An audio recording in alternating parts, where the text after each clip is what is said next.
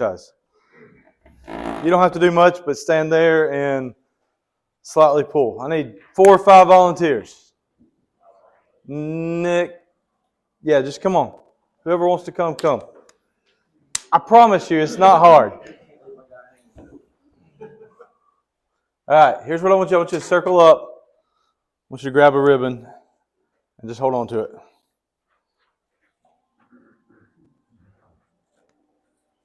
Let's slide this.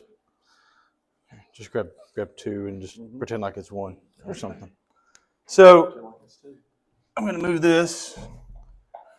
All right, so get where you can see what's going on here. Okay, this is not high quality built here, so don't pull hard.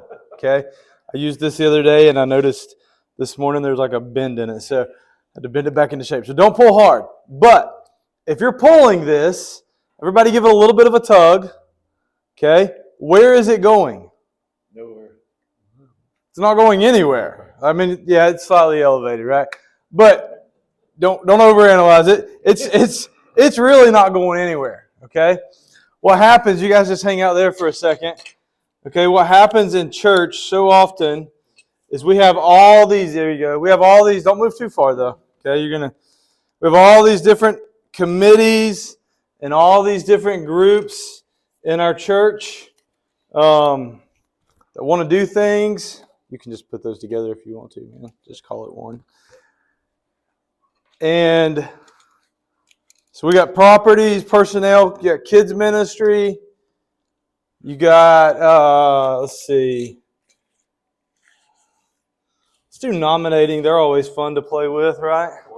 Well, I'll get another one, yeah. So you got nominating. Here's one you guys. Where's it at? Look, my ladies' ministry is already taking it out. No, there it is. Let's put ladies' ministry in there. Women's ministry. WMU.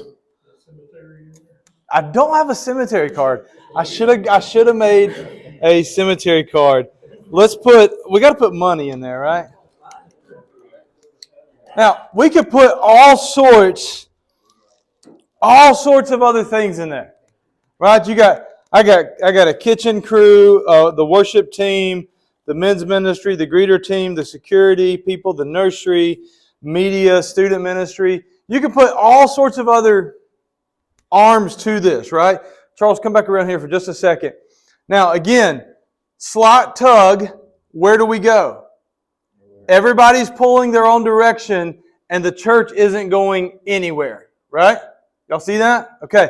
Now, go that way, start to go that way, start to go that way. Y'all start to go around towards Nick.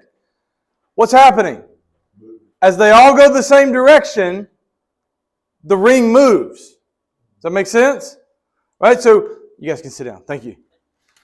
Y'all give them a hand.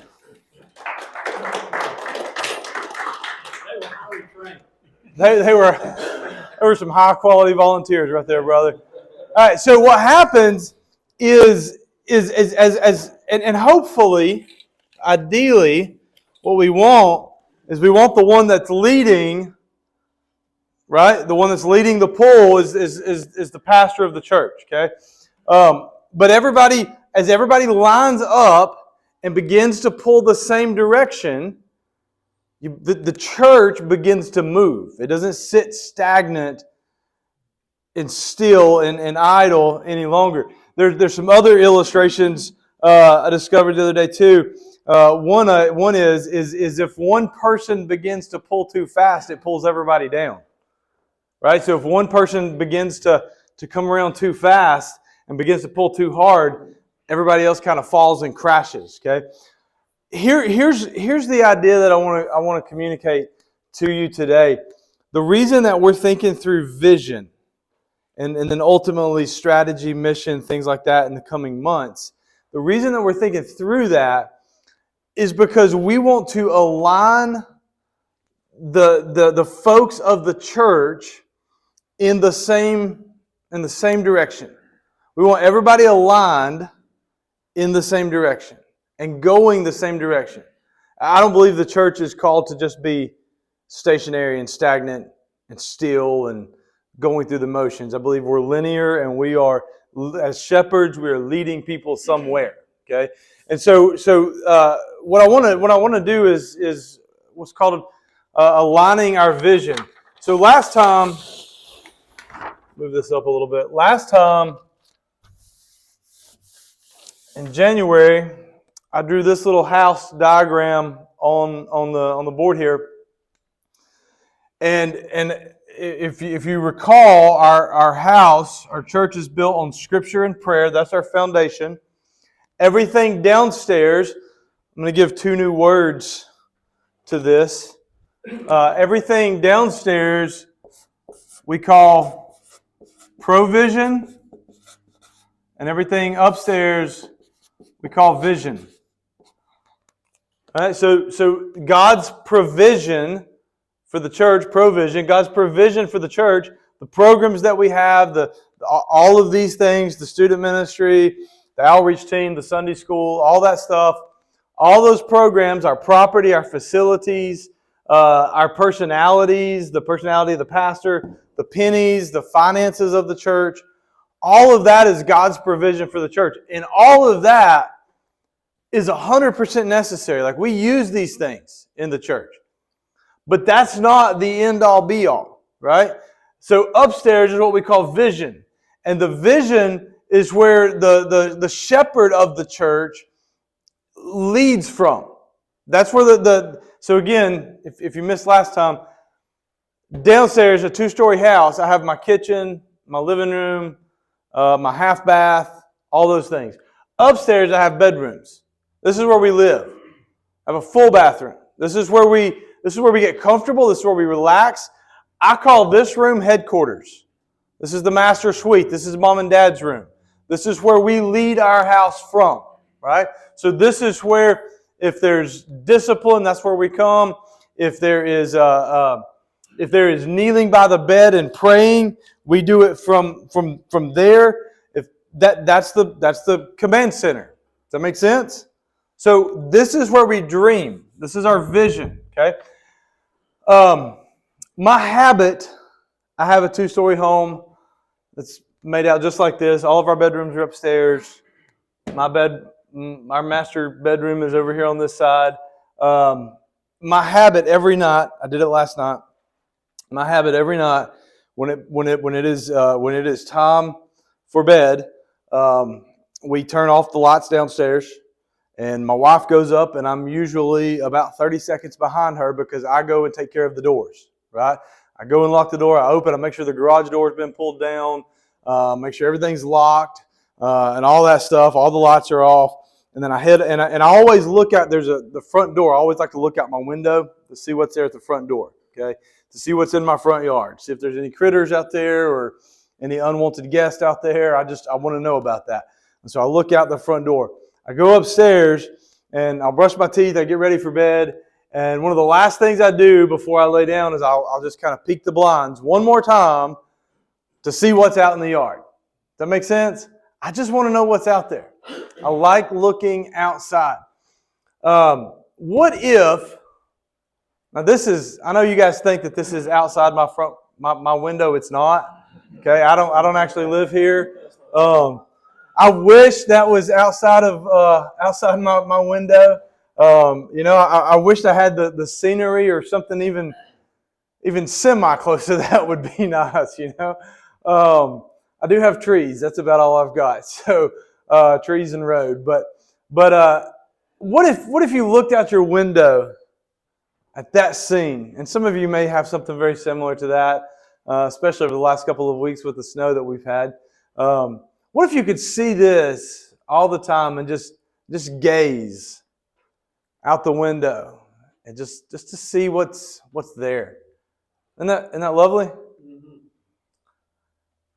One of the really cool things about the way that God has created us is our eyes, our vision.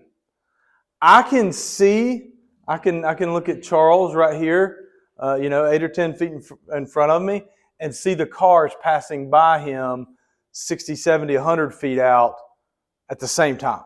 I can see that simultaneously. Does that make sense? My vision, I can see up close. We call this, can y'all see the red lines? We call this down here the foreground. In the foreground, I can see the daisies, the little in the weeds and whatnot. I can see some of the gravel over here on the path. But I can also see the mountains in the background at the same time. Now, there may be some, if there's any optometrists in here, you may correct me. Maybe there's a millisecond of adjustment. But for all practical purposes, I can see all of that at the same time. Does that make sense? Everybody good with that? When we start talking about vision in the church, there has to be some foreground and some background at the same time. There has to be midground. So let me say it this way. When we talk about vision in the church, typically the year that we kind of put on that, and it's very rough estimate. You can tailor it to however it fits your church, but let's just call it 5 years. Let's look out 5 years from now. Where are we headed 5 years from now as a church? But you can't focus just on that. You got to understand that VBS is here in about 90 days. And if you don't know what you're doing for VBS at this point, February the 17th, you're late to the party, right? Like if you don't have your curriculum already picked out, if you don't have your VBS director already picked out, if they're not already making plans, you're probably a little bit behind the 8 ball on that. Okay, you gotta start getting there. Okay, so 90 days. So foreground, background. Is everybody with me? All right. So let me introduce you to a tool that we use. This is called the Horizon Storyline.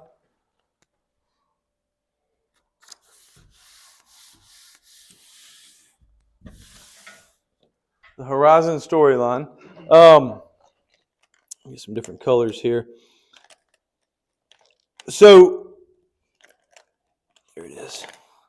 So what I want to do is, I want to define I hope you can tell that these lines are the same as those red lines. Okay? You have one big box, 4 little boxes, one big box, 4 little boxes. So one of the other names that we give this, we call this the 1, 4, 1, 4. It's really original. Okay? 1, 4, 1, 4. When we think about that, this right here, this top box, we're going to call that 5 years from now. 5 years from now. And to be really clear, it's not where do we want to be 5 years from now. That's not the goal. That really doesn't matter all that much. The question is where is God taking us? Right? The Henry Blackaby idea, where is God taking us? Not what do you want to do, even if you're the pastor. Where is God leading you as the pastor of this church? Do y'all see the distinction in that? I'm not going to beat that up too much, but I want to be really clear about that. It's where is the Spirit of God through the Word of God, Word and prayer, our foundation, where is God taking us in the next 5 years? Okay, I'm going to come back and talk more about this box at our joint wives thing coming up in March when we do dinner at South Albemarle. I'll talk more about that box at dinner. But that is vision 5 years from now, and I'm going to use this word. We'll talk more about this at the dinner thing with our wives. But that's a heart dream. And when I say dream, I don't mean in a charismatic sort of way. I mean in just daydreaming about where is God taking us? What could God be doing with our church, right? And again, we'll come back to that in a few weeks in March. This one right here, so this one we call Beyond the Horizon.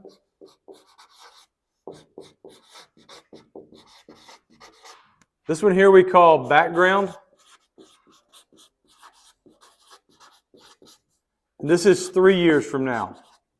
This one we call mid-ground. This is 1 year out. And this one we call foreground. And this is 90 days. And that's all the way across those boxes. So foreground, mid-ground, background, beyond the horizon. And I want to, the beyond the horizon, again, I'm going to spend more time in March, but just for today's purposes, that's this top box on those mountain peaks. Can you imagine looking out your window, seeing what's there? And as you gaze out the window at this scene, you see these mountain peaks, and you just have to wonder what's there. What's up there? Are there goats up there? Are there deer up there? Is anybody hiking up there today? I don't know. I don't know what's up there. It's so far out. I know it's beautiful. I know it's awesome. But I don't know exactly what that looks like until I get there. Okay? The background, this third level, you see the tops of the trees in it.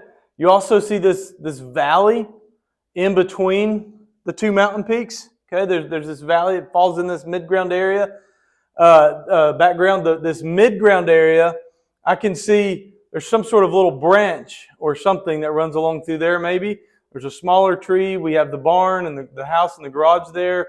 And then the foreground is the weeds and the gravel and the stuff that's very up close. Here's one thing that I know. If I'm ever going to see what's beyond the horizon, how am I going to get there? It's not a trick question. How do you get up here? You got to go. You got to what? You got to walk up there. Would you? You need to start on the gravel path. Thank you, Lee. Wouldn't you start walking this path? Assuming, and you can see part of the path back through here. And we're assuming this path, it goes the direction that we want to go, right? I can't get here if I don't first go here. Does that make sense for everybody? Pretty clear? Okay. I can't get to that dream that I have in my heart for our church if I don't start somewhere. Does that make sense? A lot of times what happens in our churches is we forget about this. And we start right here. Spend all of our time there. And we spend all of our time here. And after these 90 days are up, what happens? There's another set of 90 days. And then another set of 90 days. So for some of us, for many of us, what we'll do is we'll spend the next 90 days on two things. Well, maybe more than that, actually. We'll spend the next 90 days on Easter, right? Like if you don't know what you're preaching for Easter, time to start looking at that. Okay, that's less than 90 days. That's like 7 weeks from now is Easter. It's very soon, so start looking at that. You might look at Mother's Day. If you do a Mother's Day type sermon or something, you probably have that on your calendar. And then you've definitely probably got VBS on your calendar and some summer camp and all that stuff. And as soon as we get through all of that, as soon as we get through the summer, and we think we can breathe for a second, now you got trunk or treat, now you got back to school party, now you got Christmas parade and Christmas plays and cantatas and all this stuff, and before you know it, you're back around to Easter again. Like, does that sound familiar? Anybody live in that pattern over and over? 90 days, 90 days, 90 days. And you've forgotten all about this. But here's my suspicion. When you came to your church, you weren't thinking about VBS and you weren't thinking about what you were preaching for Easter. You were thinking about this. What could God do with this church? In fact, the first time you went to your church, you met with the committee, they showed you around the campus, the property, and all of that stuff. You got back in the vehicle with your wife and you drove to wherever it is that you had come from. At some point in that conversation, you probably said these words, I can see potential. I can see potential. Anybody ever said that as a pastor? I've said it. That's why I went. right? Like, I get it. I know the supernatural call of God in my heart and all of that. I get that. But just from a very practical standpoint, I see potential there. I see God doing something there. That was that dream that was in my heart. But now I'm 90 days to 90 days to 90 days, and I can't even remember what that was 6 years ago when I got there. Does that make sense? So what I want to do is help you figure out, how do I get here? And this is that pathway. And we've got to lay out the pathway. And we start here. You need to start here, not here. If you start with whatever's happening in the next 3 months, you just keep adding on to that, onto that. You're spinning your wheels, and frankly, these boxes these different initiatives, we call these initiatives in the 90 days, these different initiatives, these things that we're doing in the church, many of them are like this ring, and they're pulling against each other. They're good things. I mean, everything that I put on there was a good thing. Every single one of those are good things in the church, but they're all doing their own thing. They're pulling against each other every 3 months. So we're going to figure out, and again, I'm going to give you some tools in March to think through what your long-term 5-year vision dream is. But Blue, let's make that consider this a heart desire. Okay, a heart desire. Let me move to the 3 years.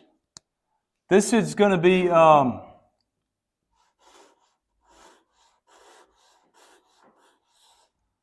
that's not a turkey fan. That is a hand. Okay, it's supposed to be a hand. God didn't call me to draw.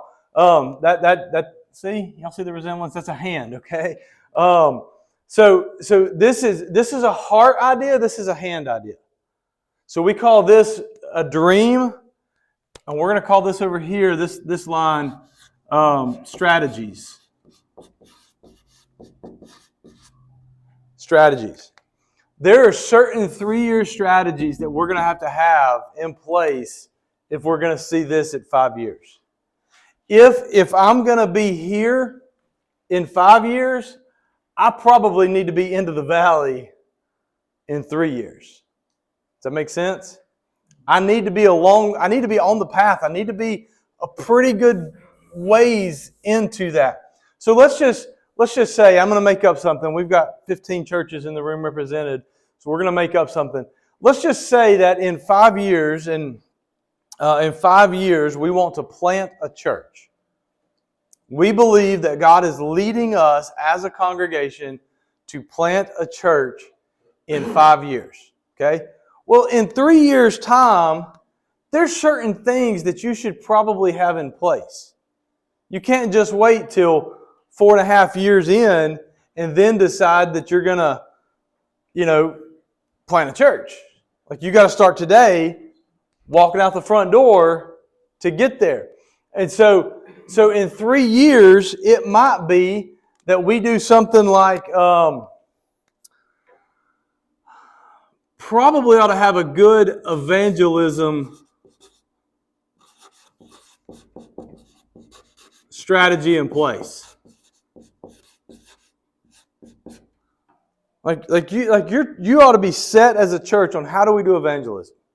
If you're still trying to figure out how to do evangelism or how to teach your people to do evangelism, you're probably not planning a church.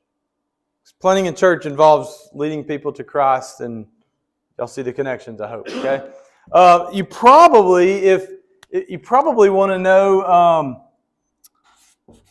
You probably want to have a geographical strategy of some sorts.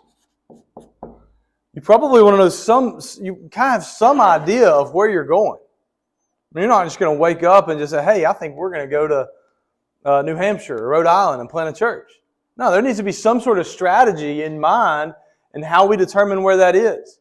We're starting to zero in on that 3 years into this 5-year strategy. You probably want to have some sort of financial strategy in place. How are you gonna fund this? Are you working through NAM? Are you working through other organizations, parachurch organizations? Are you going self-funded? Is your church fully funding the planter? I mean, some sort of strategy in place, right? Is he going to be a bivocational guy? Is he not going to be? Probably. Let's throw in some sort of discipleship strategy. How are you you lead somebody to Christ? How are you going to disciple that person and into a healthy church member? How are you? What's the plan? Does this make sense? Yes. Like I can't plan a church, and again, let's just assume.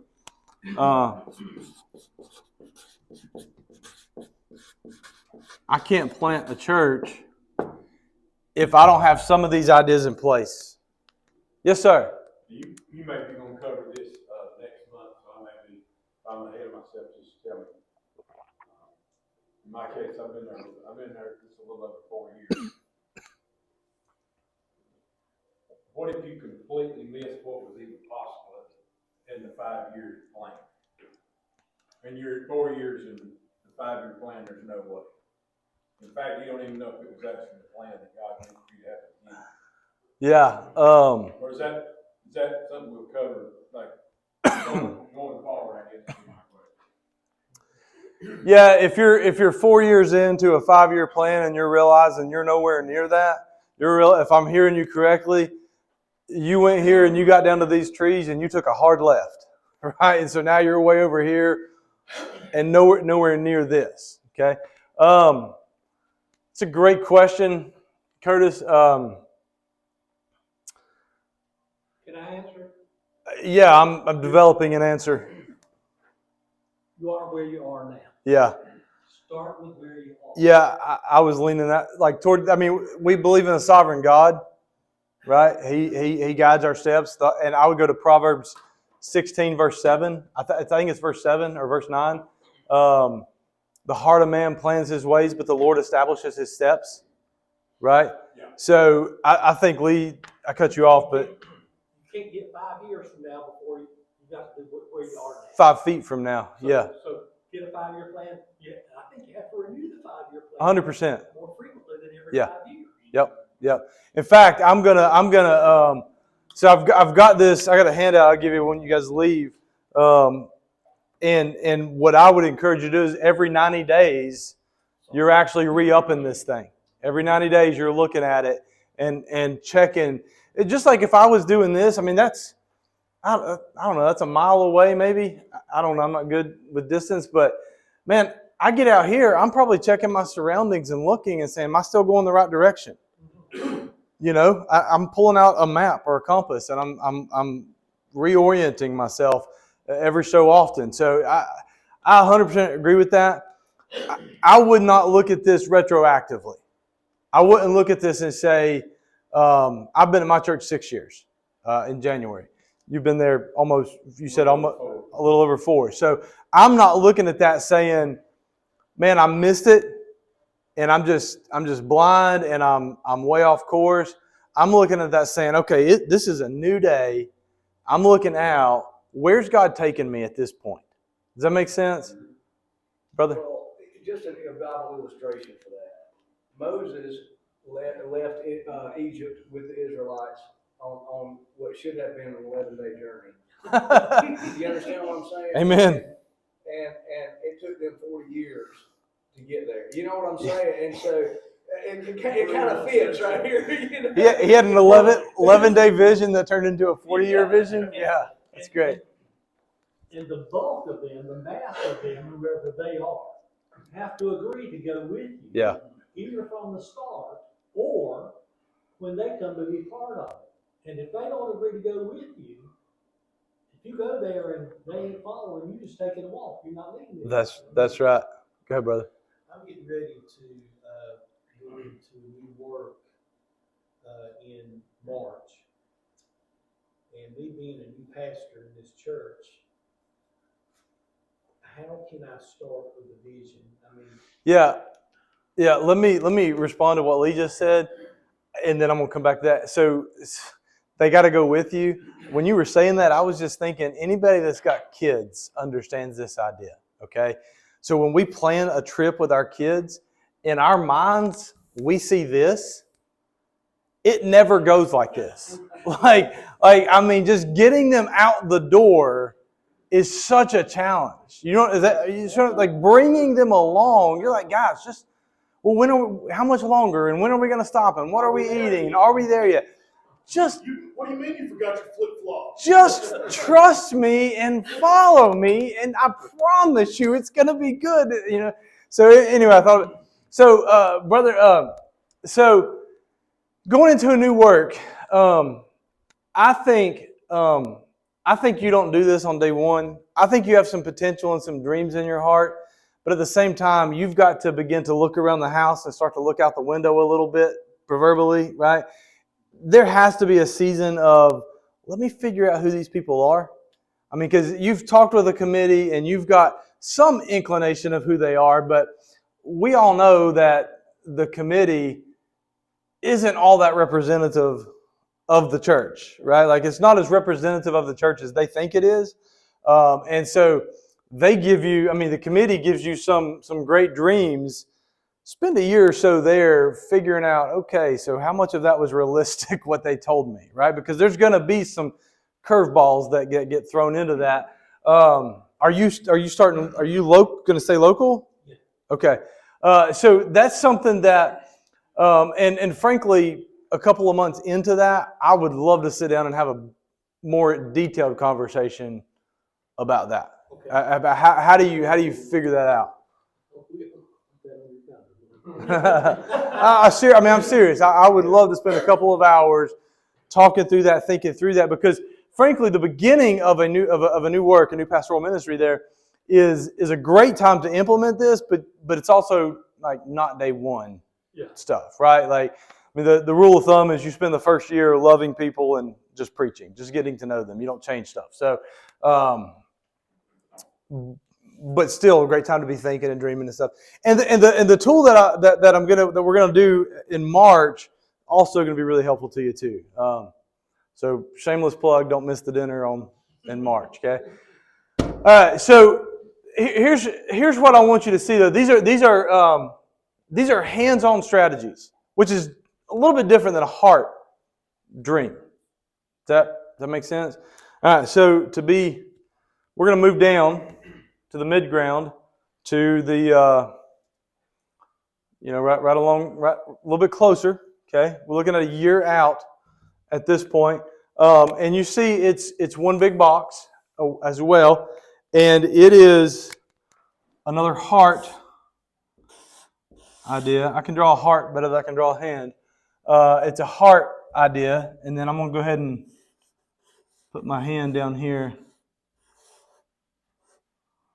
Still looks like a turkey. But anyway, the heart here, if this is a dream, I'm going to use the word focus right here.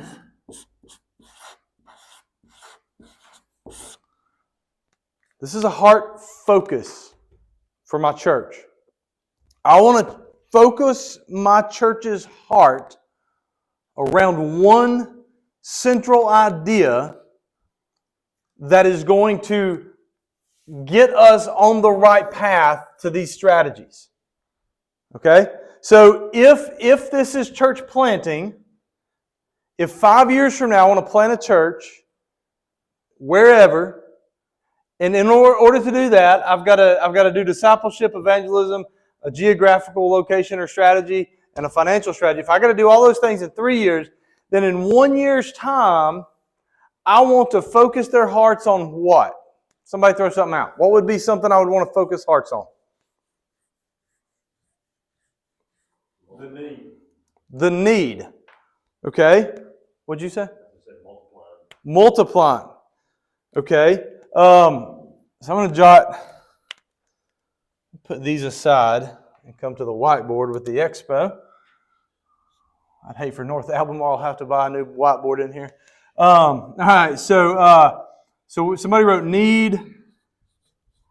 Somebody said, Charles, you said multiplying. Need, I'm going to put lostness here. Is that fair, Curtis? Yes. Lostness. Let me throw one out. So if I wanted to focus, okay, before I even throw this out, how would I begin to focus hearts? Where would you begin at? Just practically speaking, what are some of the things that you do week in and week out where you could really hit that? Preaching. Thank you. Preaching. So, what if here, for a focus, our focus for 1 year might be Acts 1:8? Would that hit lostness and needs? Would that hit multiplying at some point? Absolutely, right? So what if I decided, hey, 5 years from now, our church, we believe God is leading us to plant a church 5 years from now. So for the next year, we're going to focus on Acts 1:8. I'm not saying that you're taking a year preaching through one verse. That's extreme even for some of the guys that for Lloyd Jones, who spent 13 years in Romans, right? Like that would be a lot. But I am saying that ever so often, every week or two, every couple of weeks, I'm somehow coming back to this idea. This is a support text for me, right? This is or maybe I'm outlining it. Your Jerusalem, Judea, Samaria, the ends of the earth, outlining that, and I'm kind of hitting on different community type things and state and national, or however you want to break that down. But some, maybe I'm doing maybe our small groups, our Sunday school classes are doing an in-depth dive into Acts. Does that make sense? Like we're getting our hearts aligned as a church. Again, remember the ring. Okay, I'm taking Acts 1:8 and I'm beginning to pull our people this direction. So right now I'm preaching through in December. I began the book of Hebrews. I did Hebrews chapter 1 through December and Advent, and now I'm just kind of going through Hebrews. And the title of the series, like almost every one that you see, is the supremacy of Christ. Right? That's kind of the overarching point of Hebrews. But I've told our people. I say it almost every Sunday for the last 10 weeks of the year, or 10 weeks of the preaching since December, and I even have them say it with me towards the beginning of the sermon. There's one of my elders right there. Jesus is better. We're saying that every Sunday. Jesus is better. Right? Whatever we're dealing with, whatever's going on, whatever is happening in your life, Jesus is better than that, right? Hallelujah, right? Yeah, you were there a couple of weeks ago, and I hope I said that. I hope I didn't just make a liar out of myself. So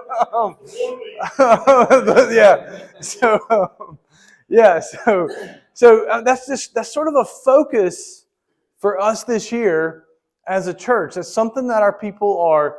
I promise you that by December, they'll have heard that.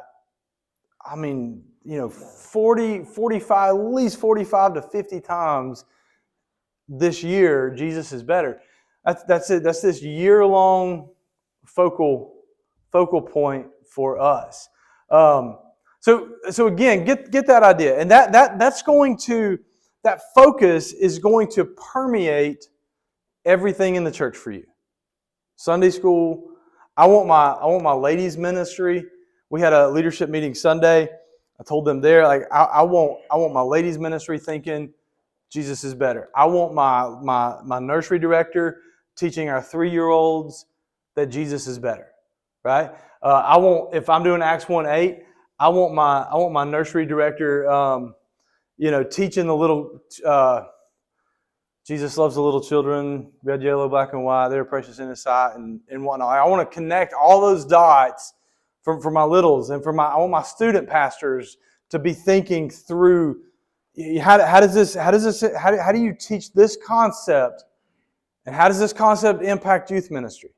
And we go to a deacons meeting, and I want to be talking about Acts 1:8 at a deacons meeting. I don't want to say at finance.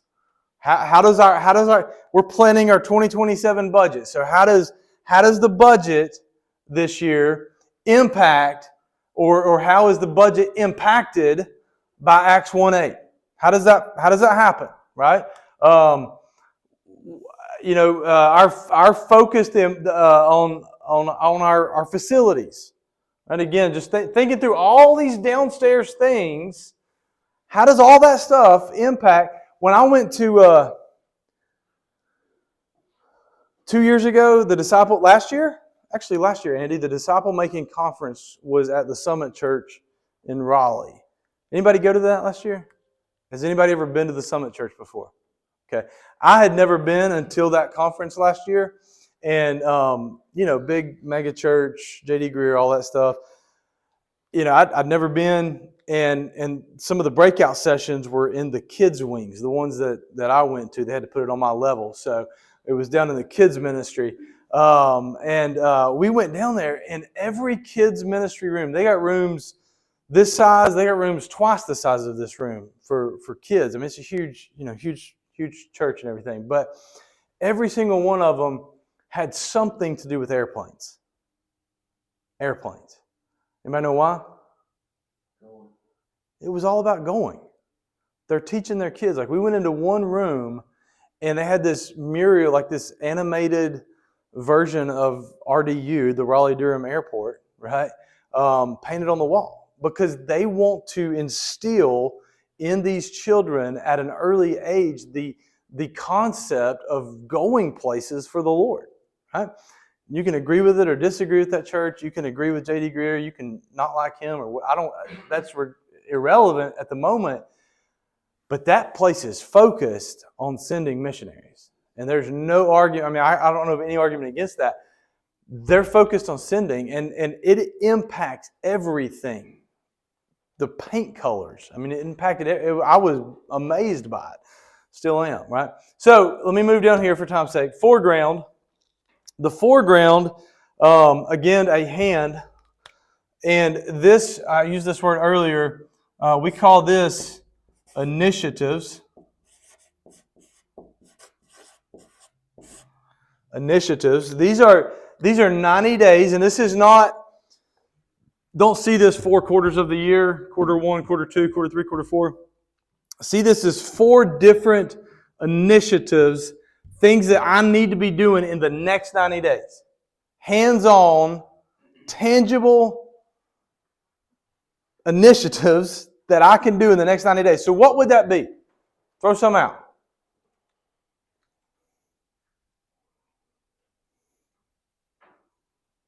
All right, let me get you started, okay? Can I ask a question? Sure. So are you asking what are we doing in the next 90 days to? Okay. Yeah. I'm sorry. I'll to build on the plan of church in 5 years, Acts 1:8. If that's the way we're going, what would be a 90-day initiative for that? Just kind of like using the example you just did. You got a VBS, right? Yeah. You could have it themed on something Yeah. that's going to fall in line with the focus and the multiplying and the need for the lost. 100%, and that's a great idea. So a lot of churches will do a VBS offering. The kids, the boys bring in money, the girls bring in money, and what are we going to do with this offering? I'm trying to find something locally that is missions oriented that I can connect that VBS offering to, that would also hit this Acts 1:8 idea. Does that make sense? All right. So I would be taking, if this is what I was going for, and I'm thinking geographical strategy and evangelism, like these 2 ideas, then I'm thinking right here, where's my blue? I'm thinking I'm probably in the next 90 days, as the weather warms up, I'm grabbing a couple of guys in my church and I'm going prayer walking around the local neighborhood. Right? I'm just finding somebody that can go with me, and we're going to go into the community across the road from the church, and we're going to prayer walk this community for an hour or 2. We're going to do that once a week. A sermon series as well, probably fit in there. I'm going to do a short-term sermon series to introduce my Acts 1:8. Got the youth camps, maybe do a camp that's geared towards that. Yeah, I'm going to do some sort of camp. I would even say Nick, like a D Now weekend, right? That's geared towards these ideas. We'll say like a 3 circles training. Yeah, the evangelism training for the 3 circles. And here's the deal. I'm gonna have somebody in who has done a church plant. Yeah. Or is a church planter, but isn't a rookie yet. Invite a planter in. For a weekend. Yep. Not just a Sunday morning. A weekend, a conference, something to that effect. So here's some of these. That's going to take, inviting somebody in for a weekend may take a little bit more planning, a little bit more effort. Planning a camp or a D Now weekend would take a little more effort and a little more planning and stuff. But like prayer walking, do you guys see how easy that is? Oh, yeah. Do you know, like, now some of these things, and it depends on your church. If you're going to invite a planter to come in and speak for a weekend, or you're going to do D Now for a weekend, you may need to run that by somebody. You may need to go to your finance team, make sure you have some money to actually compensate that person with. You may need to go to your deacons and get them on board with this idea. You ain't got to talk to anybody about prayer walking. You don't have to have a deacons meeting. The church doesn't have to approve it. All you got to do is get up out of the chair and walk across the street and look and pray. Does that make sense? Like this is what I call low-hanging fruit. These next 90 days, this is low-hanging fruit and it's easy wins and you feel the win of it. I mean, if I'm walking across if I'm doing this once a week, every Tuesday afternoon, I'm going with Deacon Joe, and we're going to go pray for different communities near our church. Deacon Joe and I, we build this relationship. We start this routine, and after a while, I begin to feel the win of that. And what happens is I begin to recognize that I'm starting to walk down the right path. I'm going where I wanted to go. Let me show you. Let's use green. Here's when you use this tool though. Here's the deal. Notice we're not putting anything right here. We're not putting repave the sidewalk or the parking lot. That's not one of these boxes. Now, do you still have to do that? Sure. You're still going to need to do that. You don't want people parking in mud holes in your parking lot. Okay, so you still got to repave the parking lot or paint the walls or whatever. But what we're doing here is we're focusing on one idea. So I want to be able to connect the 3 circles training. I want to be able to connect that straight through Acts 1:8, straight through evangelism training, straight to planting a church. That is my pathway through the valley over the peaks. I want to be able to connect each of these ideas straight up through here, straight through here, all the way up to my 5-year plan to know how that's going to get me there. Does that make sense? Okay. Now, thank you for answering. All right. So, I invited this table to answer. All right. So, here's, for time's sake, I see Andy standing up on me. He's trying to wind me down, brother. I'm almost done. All right. So, somebody just started the music. Okay. So, they're coming down the aisle. I hear it. I lost my train of thought. You want to be? What was I going to say? It'll wake me up to the middle of the night tonight. I don't know. Anyway, all right. So I hope you see this tool. I hope you see it as useful. I know what I was going to say. All this is, right, is this doesn't have any theological bent to it. It's just a tool. It's just a practical way to get the ideas that are in your heart, the dreams in your heart, and the ideas in your head onto paper so that you can begin to actually navigate your way there, right? There's other ways to do it. There's another one that if I had time I'd show you. But let me say this. If you like this, if this resonates, and you want to do this, and then you want to talk about it, I would love to do that. If I'm going to give you a blank one, okay? My recommendation is go back and make copies of it. If you don't have a copy machine, ask Miss Luann; she'll do that for you. But get copies of it, because the first one you're probably going to scratch some stuff out and say, I don't like that, and you're going to start over. Okay? So get 2 or 3. Then keep some blank ones on your desk, and every 90 days, reevaluate.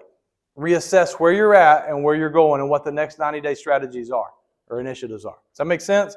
And if you feel if you do this, if you work this out, and even if you don't have this yet in like nice succinct form, just some sort of rough idea, you work all this out and you're like, man, I want somebody to look at that and see if this makes any sense.